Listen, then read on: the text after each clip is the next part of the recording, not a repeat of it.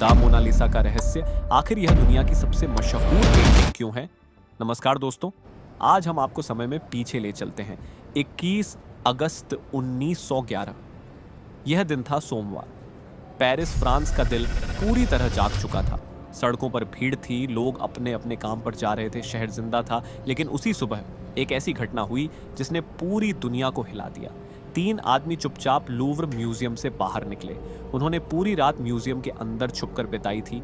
एक कंबल के नीचे छुपी थी एक अनमोल चीज, ऐसी चीज जो खुद म्यूजियम की शान थी। बिना किसी को शक हुए वे पास के रेलवे स्टेशन पहुंचे।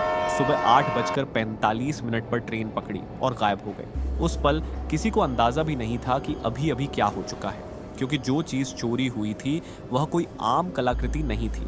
वह थी मानव इतिहास की सबसे मशहूर पेंटिंग, मोनालिसा। आज इस एक पेंटिंग की कीमत लगभग $1 अरब मानी जाती है। लेकिन सवाल यह है, क्यों? इसमें ऐसा क्या खास है?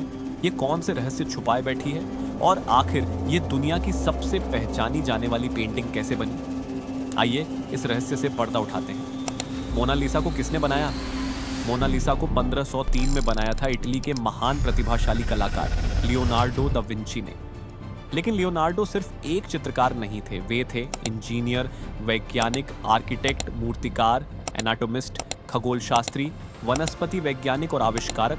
उनकी जिज्ञासा की कोई सीमा नहीं थी।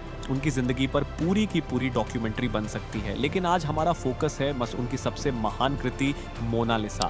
पेंटिंग में मौजूद महिला कौन है? सदियों से लोग एक ही सवाल पूछते आए हैं, मोनालिसा आखिर है कौन? पहला बड़ा सुराग मिला 1550 में। इटली के कलाकार और इतिहासकार जियोर्जियो वसारी ने लियोनार्डो दा विंची की जीवनी लिखी। उनके अनुसार इस पेंटिंग में दिखने वाली महिला थी लिसा घेरार्दिनी, जो फ्लोरेंस के एक अमीर रेशम व्यापारी फ्रांसिस्को जियोकोंडो की पत्नी थी। यहीं से नामों का रहस्य सुलझता है। मोनालिसा नाम क्यों? मोना शब्द आया है मडोना से, जिसका मतलब पुराने इतालवी में होता था मैडम या लेडी। तो मोनालिसा का सीधा मतलब हुआ लेडी लिसा, ला जियोकोंडा। क्यों? शादी के बाद लिसा का सरनेम हुआ जियोकोंडो। दिलचस्प बात यह है कि इतालवी भाषा में जियोकोंडो का मतलब होता है खुशमिजाज या प्रसन्न। और क्या यह नाम उस रहस्यमयी मुस्कान से बिल्कुल मेल नहीं खाता? फ्रांस में यही नाम बदलकर बन गया ला जोकोंडे, और आज लूव्र म्यूजियम में पेंटिंग इसी नाम से दर्ज है। थ्योरीज और भ्रम, वसारी के दावे के बाद भी बहुत से लोग मानने को तैयार नहीं थे। कुछ का मानना था कि यह पेंटिंग है लियोनार्डो की माँ की, या किसी इतालवी रानी की, या फिर खुद लियोनार्डो दा विंची, जो एक महिला के रूप में खुद को पेंट कर रहे थे। 1987 में कलाकार लिलियन श्वार्ट्ज ने डिजिटल तकनीक से लियोनार्डो के चेहरे और मोनालिसा की तुलना की और दावा किया कि यह एक सेल्फ पोर्ट्रेट है।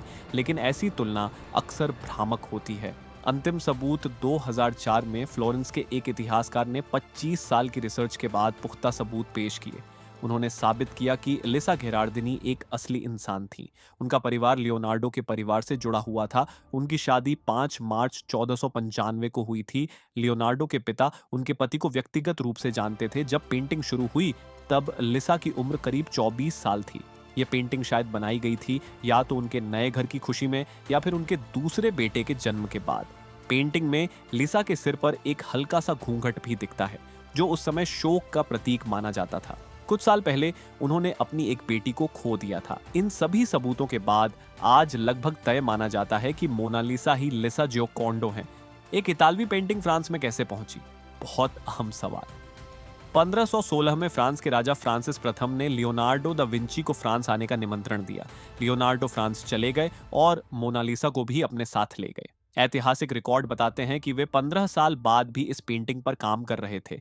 1519 में लियोनार्डो की मृत्यु फ्रांस में हुई। इसके बाद यह पेंटिंग फ्रांसीसी राजघराने की संपत्ति बन गई और फ्रांसीसी क्रांति के बाद 1797 में इसे लूव्र म्यूजियम में रख दिया गया। 1911 की मशहूर चोरी। अब वापस आते हैं उस सनसनीखेज चोरी पर।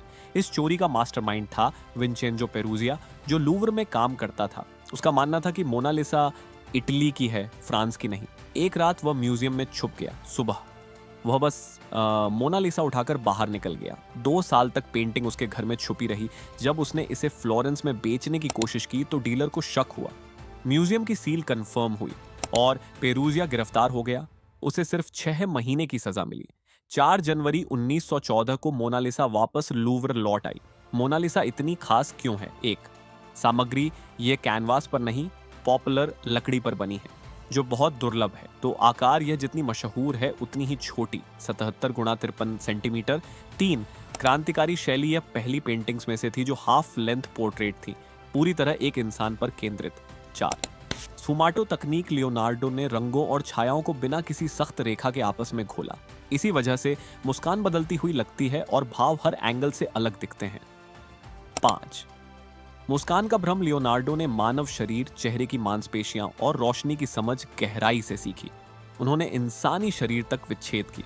मोनालिसा की मुस्कान सीधे देखने पर हल्की लगती है, लेकिन साइड से देखने पर गहरी, जिससे लगता है जैसे वह जिंदा हो। क्या दो मोनालिसा हैं? हैरानी की बात है, हाँ। 1914 में एक दूसरी पेंटिंग मिली, आइलवर्थ मोनालिसा।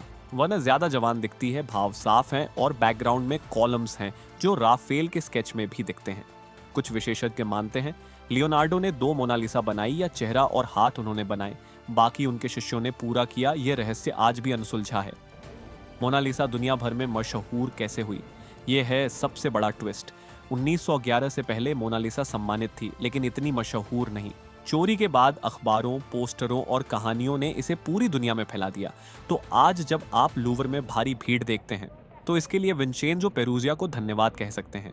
अंतिम शब्द मोनालिसा सिर्फ एक पेंटिंग नहीं है, यह है इतिहास, विज्ञान, मनोविज्ञान, रहस्य और प्रतिभा, सब एक लकड़ी के पैनल पर। और शायद यही वजह है कि 500 साल बाद भी दुनिया आज तक उसकी मुस्कान को देखती ही जा रही है। धन्यवाद दोस्तों। अगर आपको ये कहानी पसंद आई हो तो मेरे चैनल को सब्सक्राइब जरूर